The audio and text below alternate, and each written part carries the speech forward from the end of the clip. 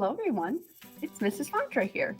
And today we're going to be talking about one of my favorite times in all of art history, and that is the Renaissance. Can you say Renaissance? Renaissance. It's really kind of a fun word to say. So let's jump right in and talk about how it fits into the rest of art history. All right. Renaissance was around 1400 or 1400 to 1600 CE, or people call it AD sometimes too. So that's like our common era. This is kind of close to where we are today. And Renaissance actually means rebirth or renewal, or kind of like bringing something back to life. And before the Renaissance, Europe fell into this time known as the Middle Ages or the Dark Ages. And the Renaissance was about rediscovering the old ways that the Greeks and Romans used to do things, all right? So they started to value education more, and science and art, which is why we're talking about it. Literature and writing and music and people, they started to kind of bring back some old values from the ancient times. And some very famous artists during these times, and we'll talk a little bit more about them, are Donatello, Leonardo da Vinci, Michelangelo, and Raphael. Okay, maybe those names sound a little familiar, and we'll talk about why in just a minute. But if you think, whoa, wait a second, like what all happened in between there? Because we talked about cave art earlier this year. We talked about ancient Mesopotamian art, and usually we talk about ancient Egyptian art as well. We kind of do those every other year, but what happened in between? So let me show you with art and how things kind of changed, all right? So if you look back at sculptures from ancient Egyptian times, they were pretty like new, and like there was a new thing to do. So the people didn't look quite as realistic, and they had their arms kind of close to the body so they wouldn't get broken off. But as time went on with the Greeks and the Romans, they learned how to get pretty good at making these sculptures look like actual people. You can see from the timeline of how the statues changed, they look more and more realistic, right? All the way up to the Romans with that really realistic looking robe that she has on with all those frillies and those blowing in the wind, looks really realistic, right? But then after the Romans came these Middle Ages or the Dark Ages. And you can see on the left, there is a sculpture from the Roman times that's very detailed, very realistic. You can see like the fabric, it looks like a real person almost, right? But in the Middle Ages or the Dark Ages, art wasn't really as important anymore. They wanted art for one main reason, and that was to kind of tell the story of Christianity or religion, because that's what was really important about at that time. So it didn't really matter if the art was as realistic as it used to be, as long as it told the story they wanted, okay? So that's why art changed, because they valued or thought things were more important, which happens sometimes in history, right? And so this is where the Renaissance comes back into play, where we bring these old ideas back, these old styles, these old things that are important, and here we are, all right? So, like I mentioned a little bit earlier, there are four very famous artists from this time, Donatello, Leonardo da Vinci, Raphael, and Michelangelo, and you might know them from the Teenage Mutant Ninja Turtles. Now, I'm not sure who created this show or thought it'd be good to name them after Renaissance artists, but hey, it's an easy way to remember all of them, right? So, I like to pretend that they're the heroes, though.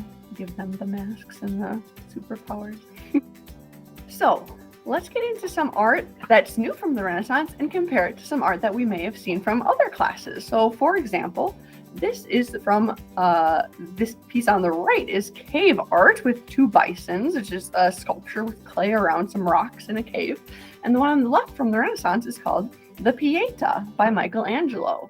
Now, normally in class, we have a big discussion to see what is similar or what's different. So maybe take a minute to think, how are these similar? How are these different?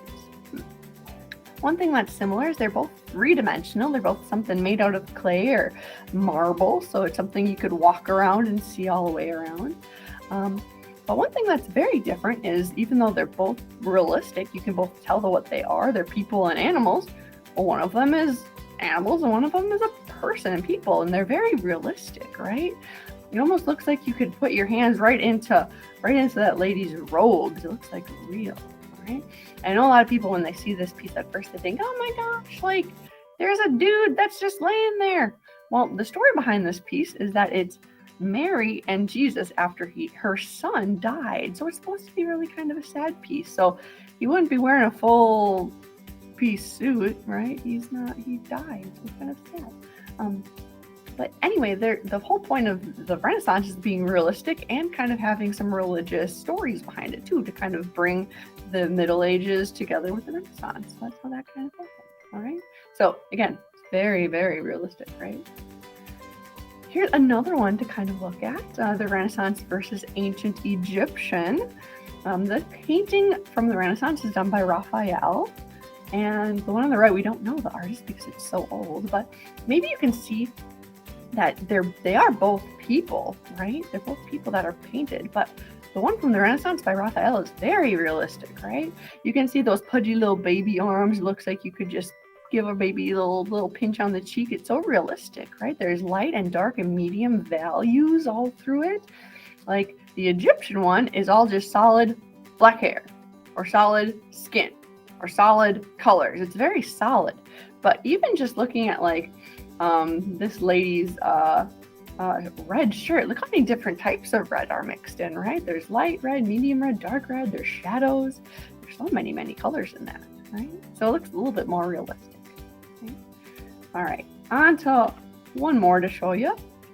We'll be talking about some more Impressionist artists in the future here, but one of them we like talking about is Claude Monet, and you can see his painting on the right with lots of bright colors and kind of a sunset, a little fuzzy looking. And the one on the left is a painting by Leonardo da Vinci, right? You can see, again, I think the big theme here is it's very realistic, right? You can see the people, there's an angel, there's a garden, there's some landscape in the way back. It looks pretty realistic. Monet has really bright colors. And do they have as bright of colors from the Renaissance? Not as bright as Monet. And his artwork was made a couple hundred years later, so they had better paints then. So the colors are much brighter for Impressionist and Monet's kind of art. All right. So from here, I'm going to stop sharing my screen and I'm going to get out of here for just a second, but I'm going to be getting into what your grades project is, because it might be based on one of the artists we learned about and maybe some other common thing from Renaissance. So stay tuned and find out. All right, second grade, your project is going to be based off of one of Michelangelo's most famous pieces of work, and that is the Sistine Chapel. Now, the Sistine Chapel is a giant building that he painted every part of it, including the ceiling. So, to give you a little bit more background on that, and maybe some of the facts that went into doing that, 600 years ago, I want to try to show you another video. If it doesn't work or the audio is bad or you just can't hear it, I'm going to put a link to this video in this comment of this video as well, so you're able to get to it and find some background out about the Sistine Chapel. But let me try sharing this video with you right now, okay? And if it doesn't work, you can kind of skip ahead to where I'm back talking to you, okay? So let's try watching this together, and hopefully it works. Yeah, cross your fingers here. On May 10th, 1508, work begins, and man, what job Michelangelo has in store. Let me just shortlist some of the crazy issues he will have to face. Man, that's really high. 1. He has to remove all the old plaster within the chapel, which was going to be a huge mess. 2. The chapel was not going to close while Michelangelo was painting, so normal scaffolding covering the chapel floor wasn't going to work. 3, it's Rome, and it can easily get to 90 degrees in the summer, and that's just standing outside on the ground. 4, Michelangelo was painting in fresco style, which he had very little experience with, and is one of the most difficult forms of painting ever. 5, the height within the chapel was crazy. The ceiling was over 60 feet above the ground. That's over 6 stories tall.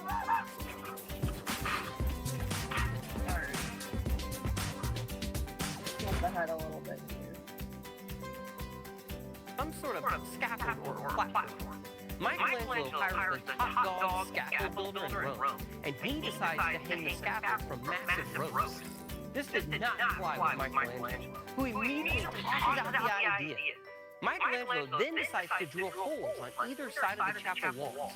Then he takes planks and inserts them into the wall, which then allows the scaffold builder a base to start from. Michelangelo's idea was to create two arches with steps that contoured and curved with the ceiling. This design was ingenious and left the floor of the chapel clear for the Pope. However, they knew debris and dust would be an issue, so they hung a massive fabric under the platform. This solved another issue, which was blocking the dizzying 60-foot drop from the scaffold. Probably most important to Michelangelo, this prevented anyone from seeing the work until it was completed. After removing the old plaster, things were about to get started. But fresco painting needs 2 layers of plaster on the wall. The first is called the Arricchio, and the second, which is called the Intonaco. We will investigate further into this within another episode, simply because there is so much sweet science happening here. If you are about to throw down 150 different scenes using one of the most difficult painting techniques known to man, you are going to need a team of assistants. After much deliberation, he finally decides on 4 assistants, and man, he was going to need them.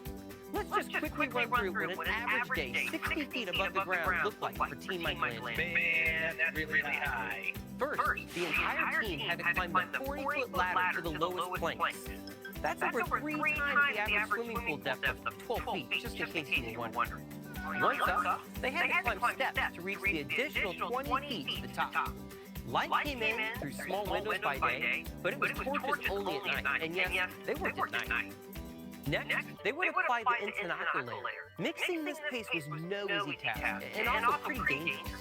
Keep in mind, one of the primary ingredients was quicklime. Know what else they used quicklime for? They would sprinkle it on dead bodies to quicken the decomposition and lessen the stench in the church courtyard, where the dead would wait to be buried. Powerful stuff. Okay, I know this video is really long and it could keep going, so I'm going to take a pause right there. If you want to keep watching, you can. It gets into like way more details than I think we need, so I just stopped right there. I'll put that in the notes too when I'm putting this in the video on mine. But for your project, if you noticed, Michelangelo, he was painting above his head. Okay, he wasn't sitting at a table, he wasn't drawing or painting right in front of him below his head. He was doing it up high. All right, and our project today isn't necessarily to make the most beautiful thing on earth, but we're going to practice drawing, not painting, because goodness, that would be messy. Drawing how Michelangelo would have been. So I'm going to have to move my camera and my computer around a little bit to show you, because we're going to be taping our papers that we're using underneath a table. Okay, so what you're going to need is a piece of paper and some tape. Okay, you only need like 2 pieces. So once you have 2 pieces of tape, stick them to the very edge of your paper. Okay, so there's still some sticky stuff left. Okay, you don't want to just stick it to the paper, otherwise nothing would have happened. All right, from there, you're ready to get stuck to the bottom of a table. All right, you're going to need a pencil, and if you're feeling very ambitious, maybe some colored pencils, crayons, markers, but you are able to draw whatever you like, but you got to do it upside down. So let me show you what that looks like. Okay, so grab my computer, and I'm just going to my front table right up here. All right, what you're going to do, you're going to get on the ground. Whoa, get cozy, it's dark under here. And you are going to take your paper and you are going to tape it to the very tippity top of the table. See this? Yeah. And you are going to practice drawing something upside down. Okay. Might be a little bit of a stretch for us because we're not all tall and we're not all, we've never done this before. It's okay. You're not going to be perfect at this, but it's kind of fun to experiment what it'd be like to go above your head and do what Michelangelo did. All right, so before I forget, take that off before someone in 2nd grade finds that. So I know it's gonna be tricky, it's gonna be kind of challenging, but it's supposed to be kind of fun too, and see how it's gonna be like. So when you're all finished with these drawings, could you take a photo of what you drew and send it to me? Or even better, if you wanted to take a video of you drawing upside down, that would be sweet. Okay? And just to put it into perspective, your drawing that you're working on right now, maybe you spend a couple of minutes on it. Michelangelo painted that ceiling for 10 years, okay? Day and night, as you heard in the movie. So if you have any questions, comments, or concerns, please let me know. I'm looking forward to seeing what you do upside down. Happy creating!